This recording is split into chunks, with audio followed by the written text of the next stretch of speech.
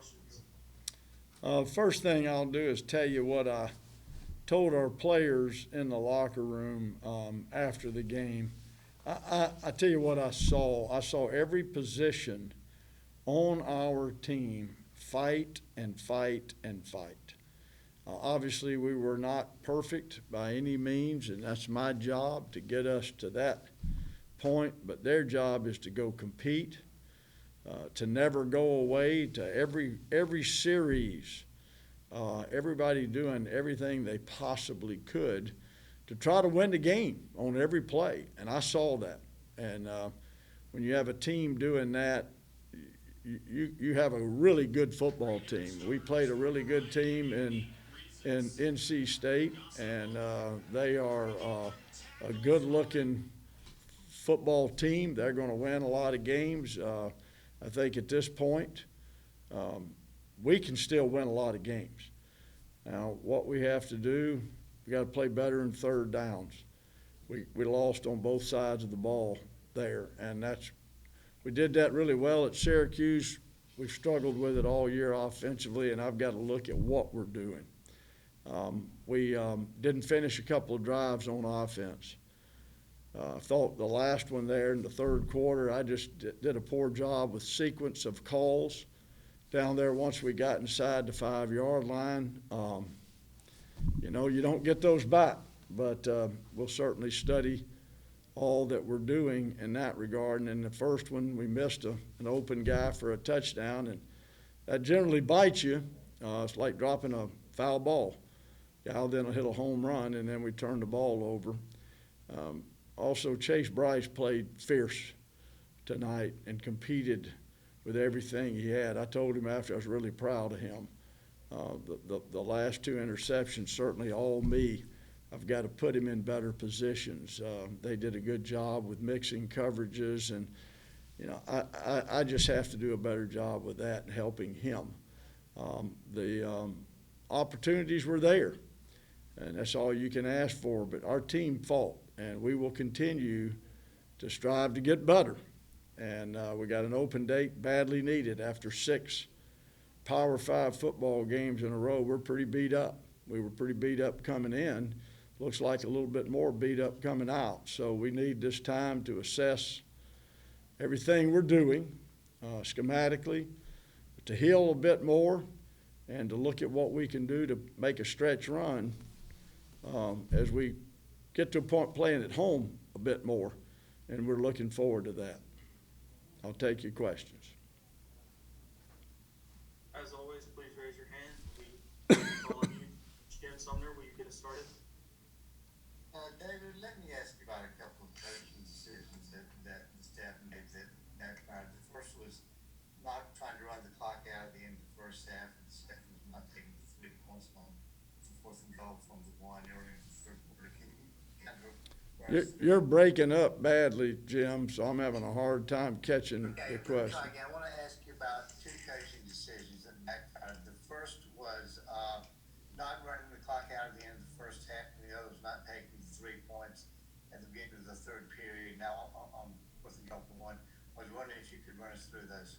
Yeah, the first half, I felt like we were going to have to make a first down with their with their timeout circumstance. So we were just trying to avoid punting the ball. The punt circumstance, was tough.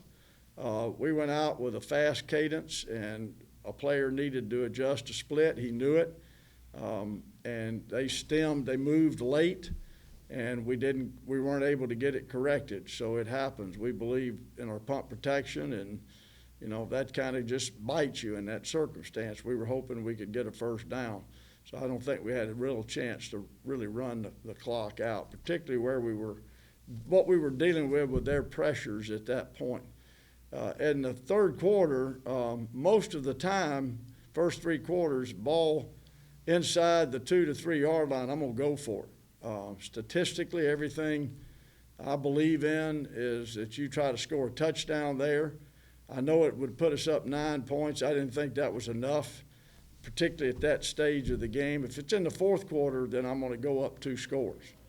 But right there, I felt like we were going to score a touchdown. I just felt that I didn't sequence the plays the right way. And obviously we didn't get it done, but you move forward. You know, you learn and you move forward. Let's go to Chip Alexander. Yeah, Coach, both teams had players ejected for targeting in the game. What was your view of the Lummy Young play in the hit on Leary, and was that a warranted penalty? You know, I can't comment on it because I really don't see it. It's all the way across the field. I hear our coaches commenting on it. You know, they look at that in the box. All of that, when it's called, we all have to remember is in a point of view for player safety. So I didn't see it. I couldn't see it clearly on the Jumbotron, the replay. The officials were talking with me. I think, you know, some of our coaches may have been surprised, but we're always going to be that way when it's our guy. So we'll look at it tomorrow, and we have an opportunity. If we want to comment on it, we can send it in, but that's how we operate. We just send in comments to the conference office. Let's go to Shane Smith. Coach, this is third game this year where you only were able to score with one offensive touchdown. How do you see going forward, you know, how the team should kind of react in terms of finishing drives in the red zone, or just even, you know, breathing some more energy into the offense in general? Well, I don't know if it's energy. We got plenty of energy. As I said, you got to look at the sequencing of calls, what we're doing, who you're doing it with, every detail.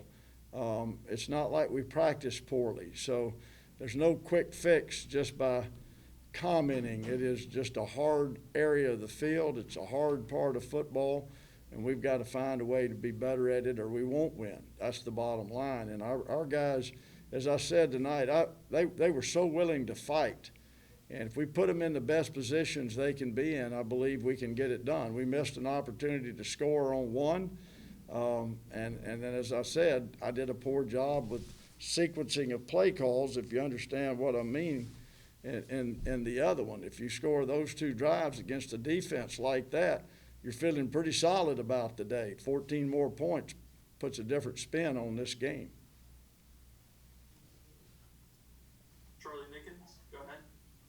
Yeah, Coach, when you get down on the goal line there and you don't get it in, how much of a gut punch is it that you don't get a touchdown there?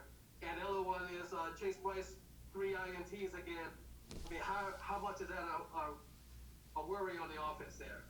Well, as I mentioned about Chase, I thought he played terrific. Those interceptions really weren't forces. Part of it was good coverage. I took a risk on a call on the last one that I talked to him about, and he tried to hammer it in, and it was a little bit desperate. And I told him, I said, you know, guy made a great play. Their guy made a great play. He gets hit, and one goes up in the air. I probably went to the well too much with our max protection. We could have picked it up, but he's just trying to compete. You know, he can't do anything about that one. And in the first one, he probably held on to it and over-competed a little bit. But I'd rather have one over-compete than under-compete.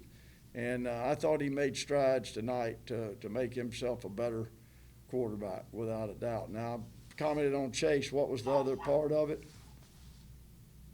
The other part of the question? Yeah, when you're down on the goal line there in the first quarter and you don't get in there, and at their goal line stand, how much of a gut punch is it when you don't get in? Yeah, it's always a challenge of momentum. You know, when you score touchdowns inside the red zone, that builds momentum, obviously, and it is a challenge, and it's one that you have to address. But again, that's part of your job as a coach. Also, you know, when the game or breaks go against you, you don't let up. You got to put on more steam. And again, I didn't think the effort and the energy was any way a problem with our offensive football team or defensive team. We've got to continue to look at what our guys do best is what we've got to put them into the mode of doing. Last question for Coach Cutcliffe. Let's go to Jim Sumner. Yeah, we had a couple of key players go down with injuries and not come back in. You have it in your early read, particularly Will Taylor and Leonard Johnston's condition. No, I do not. I just know lower leg injuries, but I don't have any way of knowing the extent of what we have.